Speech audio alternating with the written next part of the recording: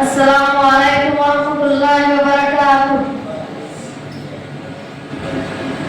যখন সন্ধ্যা হলো সঙ্গ খেলা, তুমি কেন নিতে না,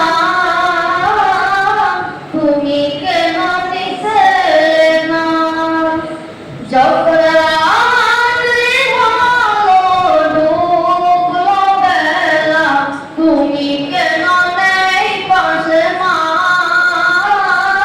তুমি কেন নেই পাশে মা।